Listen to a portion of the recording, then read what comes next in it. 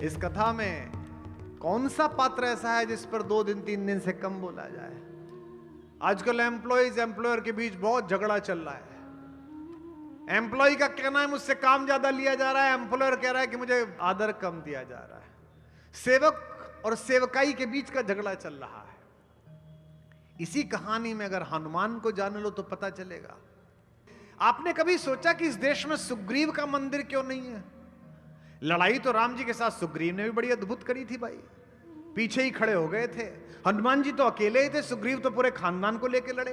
पुत्र भी लड़ रहा है, भतीजा भी लड़ रहा है, अंगद, पूरी सेना लगा दी है। सबसे पहली बार जो लोग भेजे वे भी सुग्रीव की सेना के ही थे, क्योंकि सुग्रीव ने राम काज में संशय किया। जब आप बड़ा संकल्प धारण करते हैं तो आगे क्या मिलेगा इसकी अगर सोचकर संकल्प धारण करते हैं तो आपको कुछ नहीं मिलेगा। भगवान राम के साथ समुद्र के पार लड़ने के लिए जो गए थे उनमें से एक भी व्यक्ति अयोध्या की राज सत्ता में भागी नहीं बना। उनमें से किसी ने वहां जाकर पोर्टफोलियो के लिए नहीं लड़ाई की। उनमें से कोई व्यक्ति आयोग के लिए नहीं मरा। वे सब इसलिए गए थे क्योंकि सत्य असत्य को पराजित करने के लिए आया था, क्योंकि विश्व के अंधकार से लड़ने के लिए प्रकाश का पुंज आया था, क्योंकि उनकी आत्मा में अवधारणा थी कि हमें असत्य से सत्य की ओर चलना है। प्रतिभा और प्रतिबद्धता का मणिकांचन संयोग देखना हो तो हनुमान को देखो। बहुधा प्रतिभा अहंकार पैदा करती है। और याद रखिए, देश चलाना हो, राज्य चलाना हो, परिवार चलाना हो, तो जब समूह की युति आ जाए तो प्रतिभा का अहंकार बगल में रख देना चाहिए। माया नगरी मुंबई में मेरे कई प्रिय छोटे भाई अनुज हैं, बड़े लोकप्रिय हैं। मैं उनसे मिलने जाता हूं, उनकी काफी बेचैनी है। ये क्या कारण है कि 26 साल 27 साल का एक होनहार युवक जिसकी फिल्में सुपरहिट हैं, सब कुछ हैं, एक दिन सुबह सुबह हम टीवी खोलते हैं तो देखते हैं कि आत्महत्या कर ली। इसका कारण यही है कि लोक में, समाज में आपका किया गया कार्य एकात्म पराक्रम नहीं है, सामूहिक पराक्रम है। मैं आज यहां आया हूं, एक पति हूं, एक पुत्र हूं, एक पिता हूं, एक भाई हूं। यह हिंदी का सौभाग्य है, यह भगवान राम के नाम का प्रताप है, यह नितिन जी के प्रति आदर है कि 40,000 लोग सामने बैठे हैं। व्यस्ततम समय में सूबे का मुखिया यहां पर है, सूबे के मंत्री यहां पर हैं, सब लोग यहां पर हैं। इसमें अगर मुझे जाते समय कल दिल्ली अहंकार हो गया कि मुझे सुनने के लिए इतने लोग थे और मैं घर का बटन दबाने के बाद अंदर गया और मैंने ये सोचा कि मेरी पत्नी ऐसा ही व्यवहार करे जैसे वहां बाहर निकलते समय प्रशंसक वर्ग कर रहा था, तो यहां से बुद्धि के भ्रष्ट होना प्रारंभ हो जाएगा। हनुमान रुद्रावतार हैं। हनुमान ने बचपन में ही अपनी क्षमता और प्रतिभा को पूरे विश्व में व्याख्यायित कर दिया है। बाल समय रवि भक्ष लियो, बचपन में ही उन्होंने सूर्य को ग्रास किया है। उन पर ब्रह्मा का आशीर्वाद है। इंद्र ने उन्हें वरदान दिया है कि तू पानी में नहीं डूबेगा। अग्नि ने वरदान दिया है कि तू अग्नि में नहीं जलेगा। लेकिन उनसे परिचय पूछिए तो वो ये नहीं कहते कि I did my graduation from Oxford then I went, no. उनसे मां पूछती है तू कौन है, तो ये नहीं कहते कि मैं पंचकन्याओं में पूजित अंजनी का पुत्र हूं, पंच तत्वों में से एक वायु का बेटा हूं, मैंने बचपन में, नो, ये मैं है ही नहीं। एक पंक्ति का उत्तर है, राम दूत मैं मात जानकी, मैं राम का दूत हूं। आखिरी छोर पर खड़े हुए जिस मतदाता ने आपको मत देकर या बिना मत दिए निर्वाचित किया है, आप उसकी सेवा में खड़े हुए सर्वोच्च प्रतिनिधि मात्र हैं। यह हनुमान सिखाते हैं। प्रतिभा अक्सर प्रतिबद्धता से अलग हो जाती है। प्रतिभा को लगता है कि मैं प्रतिबद्ध कैसे हो सकता हूं। इस देश में हनुमान कम नहीं है। इस देश में हनुमानों को जगाने वाले जामवंतों की कमी। मुझे प्रसन्नता है कि मुझे अगर 1 लाख लोग सुनने आते तो 70,000 युवा होते हैं। मुझे प्रसन्नता है कि 80% युवा होते हैं और आज भी बैठे इंजीनियरिंग के लड़के पीछे। मैं उन सबको जगाता हूं। उद्देश्य बड़ा है। हे पवन तनय अंजनी लाल, अपनी तंद्रा को त्यागो तुम, संपूर्ण शक्ति के साथ साथ हे राम दुलारे जागो तुम। हे कामरूप शंकर स्वरूप बजरंगी नाम तुम्हारा है, अपने जीवन को याद करो, यह जंगी काम तुम्हारा है। सूरज को तुमने ग्रास किया, शैलों को तुमने तोड़ा है। जिस बल से ऐसे काम किए वे बल कब को छोड़ा है। रणधीर उठो, बलवीर उठो, अब लाज तुम्हारे हाथों में, एक कृपा धाम के कृपा पात्र यह काज तुम्हारे हाथ। लोकसभा विधानसभा भारत नहीं है, 140 करोड़ लोग भारत हैं। 1/140 करोड़ भारत मैं हूं, 1/140 करोड़ भारत आप हैं। अपने हिस्से का भारत निर्माण प्रारंभ कर दीजिए। ये देश 25 वर्ष बाद जब 100 का होगा तो पूरा विश्व इससे आध्यात्मिक, आर्थिक, बौद्धिक नेतृत्व ले रहा होगा। ये मैं यहां से घोषणा करता हूं, मुझे पता है। लेकिन अगर बटकर रहे, अगर अपनी अपनी प्रतिभा की अहमन्यता में रहे, तो ना समाज का निर्माण होगा, ना संगठन का निर्माण होगा, ना देश का निर्माण होगा, ना आपका निर्माण होगा। बल पाइए अपरिमित, लेकिन विनम्रता रखिए हनुमान के जैसी। आकाश में हनुमान चले, भगवान के जीवन के सबसे संकटपूर्ण क्षण में खड़े हुए साथ। भगवान राम सबका संकट टालते हैं, लेकिन भगवान के जीवन में एक संकट आया कि उनकी बाईं भुजा के समान, दाईं भुजा के समान प्रिय लक्ष्मण जी मूर्छा में आ गए। और सुषेण वैद्य ने कहा कि सूरज के निकलने से पहले अगर जड़ी नहीं आई संजीवनी तो प्राण नहीं बचेंगे। भगवान रोने लगे मनुष्यों की तरह। मेरो शब पुरुषारथ थाको, विपत्ति विदारण बंधु बाहु बिन। विपत्ति को चीर देने वाले बाह जैसे भाई के बिना मैं क्या करूंगा। करत भरोसों का को, मैं अयोध्या जाके क्या करूंगा। मैं सीता को वापस लाके युद्ध जीत के भी क्या करूंगा अगर ये साथ नहीं गया। ऐसे समय में हनुमान आकाश मार्ग से चले। आप सब जानते हैं कि सूर्य कभी नहीं छिपता। संध्या के समय हनुमान उड़े और सुबह तक आना था। हम लोग कहते हैं ना सूरज छिप गया। आप सब जानते हैं विज्ञान के विद्यार्थी, सूरज नहीं छिपता। हमारी मां पृथ्वी हमें गोद में लेकर हमारे पिता सूर्य की ओर से पीठ फेर लेती है। ममता में बेटे होने के कारण मां को तो कुछ नहीं कहते, पिता पर दोष लगा देते हैं कि तू छिप गया। वो छिपता थोड़े ये बेचारा। आज यहां छिपा हुआ है तो कैलिफोर्निया में निकला हुआ है, सुबह फिर यहां निकल जाएगा। तो आकाश में जब सूर्य मिला, हनुमान जी उड़े, तो हनुमान जी ने सूर्य से बातचीत की। भारत के विदेश मंत्री की यह बातचीत होनी चाहिए यूनाइटेड नेशंस में। भारत के विदेश मंत्री की यह बातचीत होनी चाहिए उस छोटी आंख वाले देश में जिसकी ओछी नजर भारत के ऊपर है। सूरज से बात करते हुए हनुमान जो कहते हैं वो शक्ति और विनम्रता का अद्भुत संयोग है। सबसे पहला वाक्य जो वो बोले हैं उसी में उनकी कूटनीति पता चलती है कि बोलना कैसा चाहिए एक विदेश यात्रा जा रहे हुए एक राजनयिक को। हे सूरज इतना याद रहे, संकट एक सूरज वंश पे है। कहते हैं राम भी तो सूर्यवंशी है, मैं तो तुम्हारा ही काम करने जा रहा हूं। इसे कहते हैं हे सूरज इतना याद रहे, संकट एक सूरज वंश पे है। लंका के नीच राहु द्वारा आघात दिनेश अंश पर है। और पोलाइट होते हैं, मेरे आने से पहले यदि किरणों का चमत्कार होगा तो सूर्य वंश में सूर्यदेव निश्चित ही अंधकार होगा। आशा है स्वल्प प्रार्थना यह सच्चे जी से स्वीकारोगे। आतुर की आर्त अवस्था को होकर करुणार्ध निहारोगे। इसलिए छिपे रहना भगवन।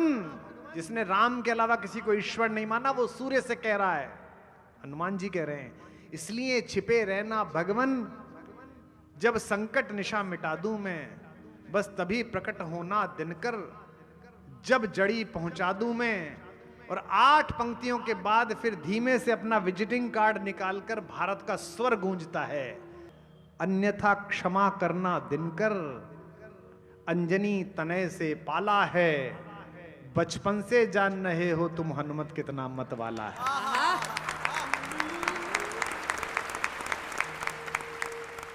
यह स्मरण अलंकार। भारत के वीर शहीदों पर कायरतापूर्ण हमला हुआ पुलवामा में। भारत की सरकार ने, भारत की सेना ने उसका बदला लिया और सरहद के पार जाकर उन नर पिशाचों का निर्मूल किया। मैं राजनीति में था दुर्योग से उस समय। नहीं, इसमें क्या, इसमें बुरा क्या मानना, सबको थोड़ी फलती है, हमको नहीं फली। मैंने कहा ये बात, सेनानी करो प्रयाण अभय, मैं जिस दल में था उसके मुखिया नाराज हो गए। उन्होंने कहा गलत बात है। उन्होंने सरकार से सबूत मांग लिए। मैंने बताया उनको कि ऐसा मत करिए, पूरा देश ताली बजा रहा है, प्रसन्न है, बीच में मुंह मत दीजिए।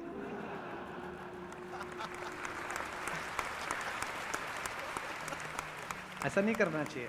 सेना लड़ रही है भाई, तो सेना के लिए तो बोलिए। तो उन्होंने मना कर दिया। अब साहब बातचीत शुरू हुई, दोनों देशों में तनाव बढ़ा। तो पड़ोसी मुल्क की एक विदेश मंत्री थी, अभी भी हैं वो, उन्होंने ट्वीट किया कि हिंदुस्तान हमको कम ना के। तब वो विपक्ष में थी, बोली हिंदुस्तान कम ना के, अगर युद्ध हुआ। उन्होंने मेरे ट्वीट पर टैग करके ये बात कही, अंग्रेजी में लिखी, मेरे नाना भी फौज में थे, मैं भी लड़ने जाऊंगी। मैंने इतनी मासूम बात उनसे पूछी थी कि वो ब्लॉक करके चली गई मुझे। ये स्मरण अलंकार है। अन्यथा क्षमा करना दिनकर अंजनी तने से पाला है, बचपन से जान रहे हो तुम। उन्होंने लिखा मैं भी लड़ने जाऊंगी, मेरे नाना भी फौज में थे। तो मैंने सिर्फ इतना पूछा कि मोहतरमा आपके नाना ढाका में पोस्टेड थे? ये स्मरण अलंकार है। बजरंगबली कहते हैं अन्यथा क्षमा करना दिनकर अंजनी तने से पाला है, बचपन से जान रहे हो तुम हनुमत कितना मतवाला है। और अगली दो पंक्तियां देखिएगा, वही आपके अंदर विस्फोट पैदा होगा। ये भारत का स्वर है, हनुमान का स्वर भारत का स्वर है। इसलिए राम का मंदिर बनाने के लिए तो विशेष योजना करनी पड़ती है। 500 वर्ष लग गए विग्रह में वापस राम को प्रतिष्ठित करने के लिए। लेकिन हनुमान तो किसी भी गांव में पीपल के नीचे एक अनगढ़ पत्थर को गेरू से पोत कर माएं अगर अपना मंगल मना ले तो भगवान स्वयं प्रकट हो जाते हैं, बजरंगबली का पदार्पण हो जाता है। इसीलिए चूंकि भारत का स्वर हनुमान का स्वर है। मुख में तुमको धर रखने का फिर वही क्रूर साधन होगा। बंदी मोचन तब होगा जब लक्ष्मण का दुख मोचन होगा।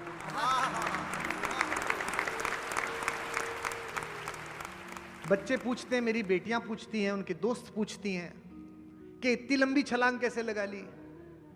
हनुमान एक पर्वत के ऊपर चढ़कर जोर से धक्का मारकर कूदे और दूसरी तरफ उड़कर पहुंच गए। ये कहानी प्रतीकों की कहानी है। हनुमान कौन है? हनुमान ज्ञान है। बहुत सारे बच्चे आए इंजीनियरिंग के, बहुत सारे बच्चे आए मेडिकल कॉलेज के। हनुमान ज्ञान का प्रतीक है। ज्ञान इनाम अग्रगण्य, ज्ञानियों में भी सबसे नंबर 1 है वो।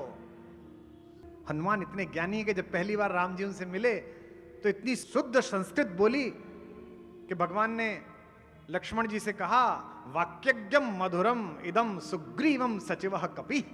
यह सुग्रीव का सचिव जो कपि है, यह वाक्यज्ञ है। निश्चित रूप से इसने वेदों का अत्यधिक अध्ययन किया है। हनुमान ज्ञान का प्रतीक है। ज्ञान किसकी खोज में चला है? अब जरा मैं प्रबोधन के नगर में हूं, बौद्धिक देने वाले लोग इसी शहर से जाते हैं।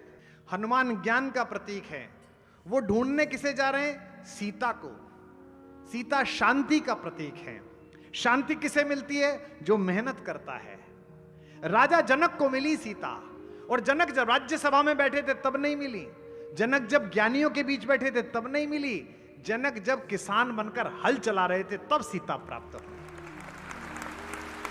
ज्ञान शांति की खोज में चला है, और ज्ञान शांति की खोज में तभी चल पाएगा जब वो पृथ्वी के आकर्षण से ऊपर उठ जाएगा। यानी कि वो पर्वत के ऊपर चढ़े, भूधर से छलांग लगाई। जब आप पृथ्वी का आकर्षण छोड़ दोगे, यानी कि गाड़ी, घड़ियां, धन संपत्ति, इसका आकर्षण छोड़ दोगे, तब जाकर आप शांति पा सकते हो। संतों का बड़ा इस देश में योगदान है। मैं एक युवा संन्यास की तरफ गए हुए एक मित्र से मिला। किसी ने मुझसे कहा हमारे गुरुजी इनसे जरूर मिलिए, तो मैं मिलने के लिए गया। 40-42 साल के थे, अमेरिका में सॉफ्टवेयर की कंपनी चलाते थे, संन्यास ले लिया है। तो मैं भी बड़ा प्रभावित हुआ, क्योंकि मैं भी लेना चाहता हूं, लेकिन हिम्मत ही नहीं होती अभी। पता नहीं कब होगी, पुत्रियों का विवाह कर दूं शायद तब लूं, या पता नहीं, या ना लूं, कुछ पता नहीं है। यही जाने, यही करवाते हैं, यही उधर ले गए थे, यही इधर लिया है, इन्हीं का काम है। तो मैं मिलने गया, वो बड़े खुश हुए, बोले मैं आपके वीडियो देखता हूं। So I was in IIT Kharagpur, then I join Harvard, फिर मैंने वहाँ कंपनी खोली। आप कभी कैलिफोर्निया गए? मैंने कहा जी गया हूँ। 17 माइल्स गए? मैंने कहा हाँ, वहाँ मेरा घर था, मेरे पास ये वाली गाड़ी थी। मैं बाहर निकल के आया तो जो व्यक्ति ले गया तो बोले कैसे लगे हमारे गुरुजी, सन्यास ले लिया? मैंने कहा नहीं अभी लेंगे, लिया नहीं है। बोले ले तो लिया, सब छोड़ आए। मैंने कहा जो जो छोड़ के आए थे उसे याद कर रहे थे कि ये छोड़ आया, ये छोड़।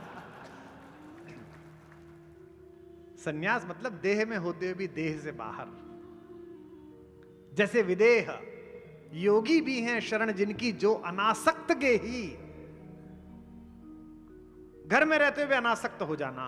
हनुमान भूधर से छलांग लगाते हैं। सबसे पहले क्या मिलता है? मैनाक पर्वत। मैनाक पर्वत क्या है? सोना चांदी, यानी कि संसाधन। संसाधनों का अपमान नहीं करना है। भगवान ने क्या किया? हनुमान जी ने मैनाक को प्रणाम किया और चले गए। फिर मिली सुरसा। पत्रकार यहां बैठे हैं, बौद्धिक लोग बैठे हैं। सुरसा किसका प्रतीक है? यश का प्रतीक। यश की सुरसा बड़ी खतरनाक है साहब। मान्यता मिल जाए। मैंने बड़े बड़े उपलब्ध लोगों को, बुद्धिमान लोगों को जेब में बायोडाटा लेके घूमते हुए देखा है। नेताओं के पीछे के पद्मश्री मिल जाए, क्या करेगा इस पद्मश्री का? मिल जाए बहुत अच्छा है। ऐसा तो नहीं है कि आयुर्वेद में लिखा हुआ है कि पद्मश्री के ऊपर शहद और त्रिफला डाल के चाटने से उम्र बढ़ती है या बुद्धि बढ़ जाती है। मिल जाएगी तो ठीक है, नहीं मिलेगा तो क्या करेगा? यश की सुरसा केवल शांत नहीं होती है। सुरसा जैसे जैसे मुंह फैलाती है, हनुमान जी वैसे वैसे आकार बड़ा करते हैं, और फैलाती है और बड़ा करते हैं। और परास्त कैसे होगी यश की सुरसा? स्वयं को क्षुद्र बना लो, छोटा बना लो तो परास्त हो जाएगी। पद्मश्री मिल गई तो पद्म भूषण चाहिए, पद्म भूषण मिल गया तो विभूषण चाहिए, विभूषण मिल गया भारत रत्न चाहिए, ये मिल गया तो गवर्नर बना दो। चार पाए की कुर्सी पर बैठने के लिए इतनी आतुरता, जबकि जाना 4 कदम 2 पहिए, उसका पता नहीं है कितने बजे निकलना है। यह जो यश की सुरसा है, राजनेता तो फिर भी 5 वर्ष के लिए, 10 वर्ष के लिए, और बड़ा परेशान है, सुबह से शाम तक सबकी समस्या उसके द्वार पर है। लेकिन यह मैंने काम किया, मुझे यश मिल जाए।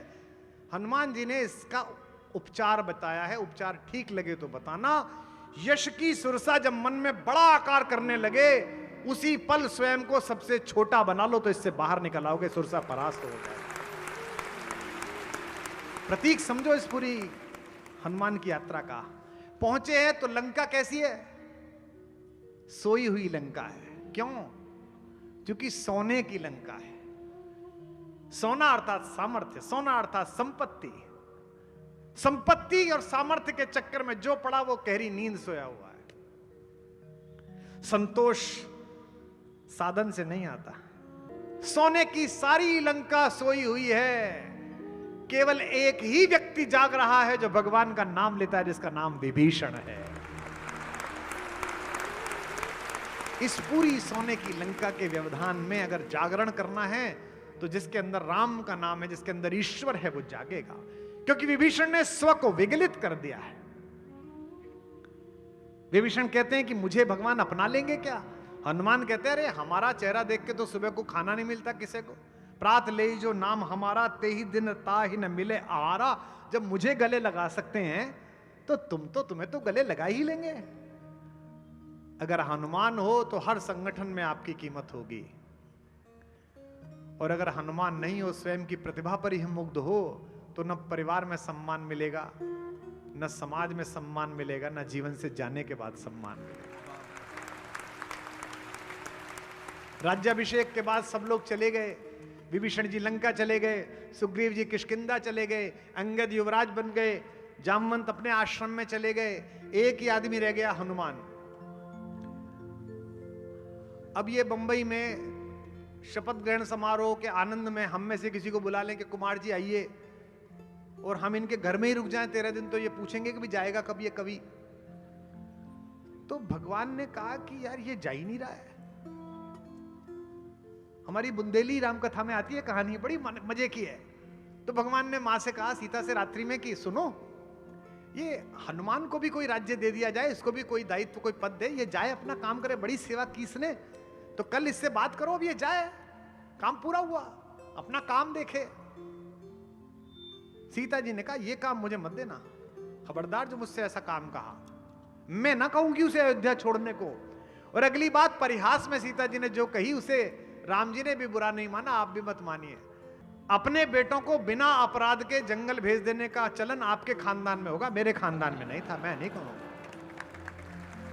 आप देख लो, मैं नहीं कहूंगा। बेचारे राम जी ताना सुन के सो गए। सुबह उठे, भरत जी मिले, प्राइम मिनिस्टर, प्रधानमंत्री थे वो उनके राज्य के। उन्होंने कहा, भरत, ये हनुमान के लिए कोई पद निकालो और इससे कहो कि जाए। भरत ने कहा, जी देखो प्रभु, ऐसा है, हमने तो चिता सजा ली थी ये मान के कि आप नहीं आ रहे। हमको तो आश्वस्ति हनुमान ने दिया कि नहीं चिंता मत करो, लौट के आ रहे हैं। तो मैं नहीं कहूंगा। और 14 वर्ष भाई का वियोग क्या होता है ये मैंने जाना है। अब मैं हनुमान के वियोग में नहीं जीऊंगा, मैं नहीं कहूंगा। लक्ष्मण जी से कहा कि लक्ष्मण जी तुम बोलो। लक्ष्मण जी ने कहा, प्रभु आप तो बड़े भैया थे, आपसे तो बात डायरेक्ट संभव ही नहीं थी। और माता का इतना आदर है कि बिछुए ही देखे, चेहरा देखा नहीं। हमारे तो आखिर के सारे वर्ष इन्हीं की मैत्री में कटे। और मैं तो जब मूर्छित हो गया था, आपने तो सारा रोने पीटना प्रारंभ कर दिया। वो तो ये नहीं होते तो मैं क्यों होता। तो मैं अपने मुक्तिदाता को वापस नहीं भेज सकता। अंत में रामचंद्र जी ने शत्रुघ्न जी को बुलाया। बोले, बेटा तुम इनसे बोलो कि ये चले जाए। वो बोले, जी ये बहुत अच्छी रही, पूरी रामायण में मैं बोला नहीं।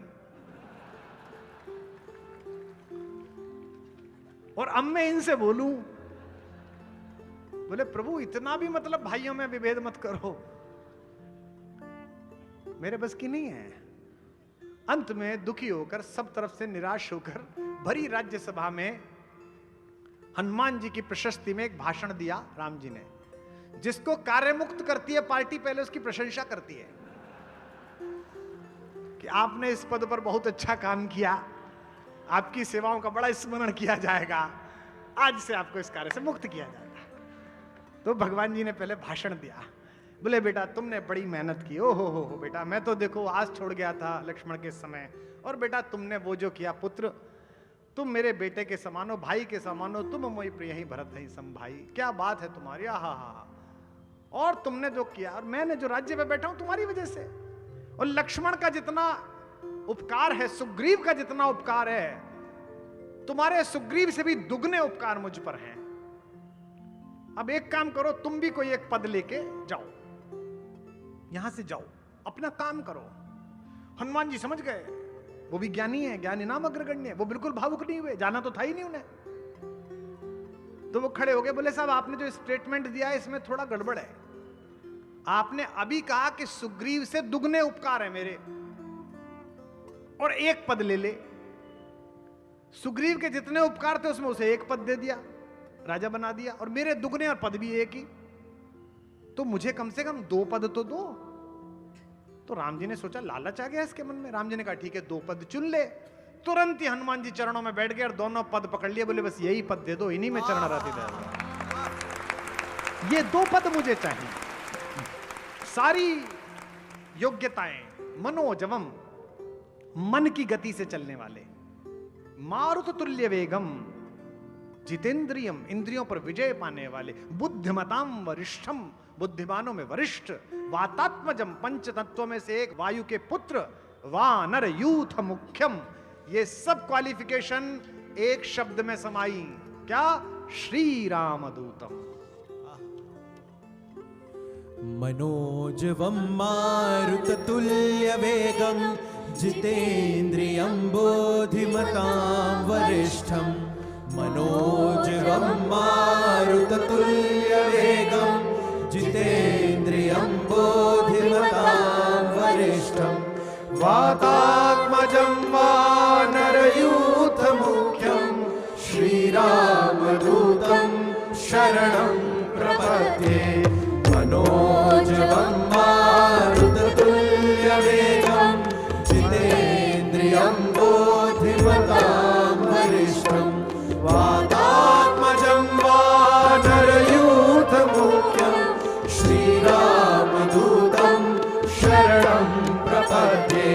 श्रीरामदूतं शरणं प्रपद्ये, श्रीरामदूतं शरणं प्रपद्ये। बोल बजरंग बली भगवान की।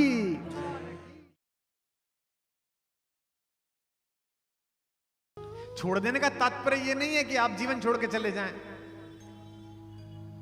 मां सीता के पिता तो राजा होते हुए भी सन्यासी थे, इसलिए उनका नाम विदेह है। देह में होते हुए देह से बाहर। योगी भी है शरण जिनकी जो अनासक्त गेही, जय जय राजा जनक पुण्य देही विदेही। बहुत सारे लोग होते हैं जिनमें साधुता आने के बाद, संन्यास्त भाव आने के बाद भी आकर्षण बचा रह जाता है, और बहुत सारे लोग होते हैं जो घर में रहते हुए भी उस आकर्षण से बाहर रहते हैं। तो ये जो छोड़ देने का निर्णय है ये मुश्किल है, लेकिन ये एक पल में होता है। तार्किक बुद्धि की एक सीमा है, एक जगह आती है जहां तर्क समाप्त हो जाता है।